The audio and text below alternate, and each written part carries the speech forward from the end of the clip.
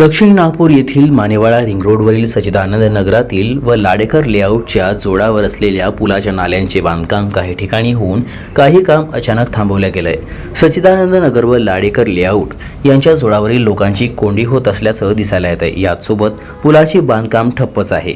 येणाऱ्या जाणाऱ्या नागरिकांची गैरसोय होत आहे। तसेच या नाल्यामधील पूर्वीपासून साचलेले घाण पाण्याचा खूपच दुर्गंध पसरत आहे। त्यात किडे, माकोडे, कचरा काळी पसरलेला आहे। घाण पाण्याचा दुर्गंध सुद्धा येतोय आणि वरून पावसाने थैमान घातलंय।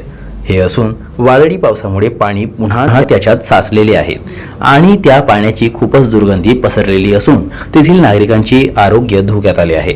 अर्धवट नाल्याच्या बांधकामापासून नागरिकांना मच्छरांचा खूपच त्रास होत आहे।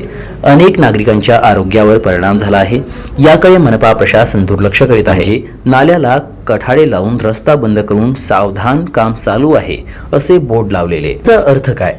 कित्येक दिवसापासून काम ठप्प पडले असून अधूरच काम केलं आहे। या पुलाच्या बांधकामामुळे वस्तीतील नागरिकांनी मनपालाच दोषी ठरवलंय। नाल्याचे पूर्णपणे बांधकाम तातडीने करावे अशी नम्र विनंती तेथील नागरिकांनी केली आहे। अन्यथा सच्चिदानंद नगर व लाडेकर लेआउट येथील रहिवाशांनी मनपाच्या विरोधात आंदोलनाचा इशारा दिला आहे। कारण मागील 2 वर्षापासून प्रभागात नगरसेवक नाहीत तर आमच्या लोकांचं कोण ऐकणार हा प्रश्न लोकांसमोर पडला आहे। तरी सुद्धा मनपाचे राज्य असून मनपा निष्काळजीपणा करीत आहे असा चक्क आरोप नागरिकांनी लावला आहे।